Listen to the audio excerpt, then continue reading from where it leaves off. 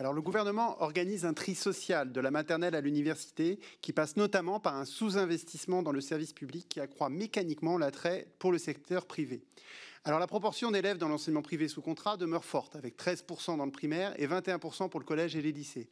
Mais c'est pire dans le supérieur, où la proportion d'étudiants inscrits dans le privé est en nette progression, passant de 13% en 2001 à plus de 26% aujourd'hui.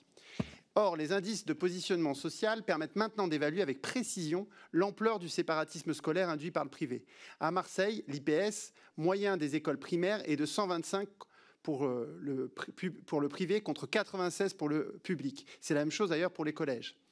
Par ailleurs, l'absence de logements sociaux dans certains quartiers ou certaines villes, la multiplication des dérogations à la carte scolaire et la stigmatisation dont font l'objet les établissements de l'éducation prioritaire induisent aussi un tri social, mais au sein cette fois-ci de l'école publique elle-même. Au collège, le choc des savoirs ne fera qu'aggraver cette situation en mettant fin au collège unique. Et la création de groupes de niveau stigmatisera les élèves en difficulté qui sont aussi les plus défavorisés.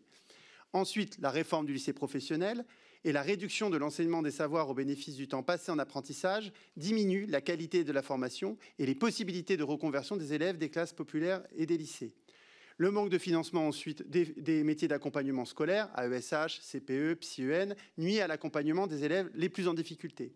Ultime étape donc de ce tri social, Parcoursup, qui a créé un système de sélection très défavorable aux classes populaires qui ne bénéficient souvent pas du même accompagnement familial et scolaire pour s'orienter sur cette plateforme. Les enfants d'ouvriers ne représentent plus que 10% des étudiants à l'université. Et ceux qui sont exclus du public n'ont même pas les moyens d'accéder au privé puisqu'ils ne peuvent donc pas poursuivre leurs études.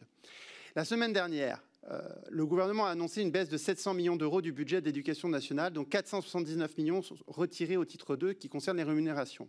Comment ferez-vous pour ne pas supprimer des postes? Vous êtes un peu magicienne, vous dites que vous ayez les rêver, moi j'ai des doutes. Et quand le gouvernement prendra-t-il conscience que le manque chronique de moyens pour le service public organise ce tri social? Je vous remercie.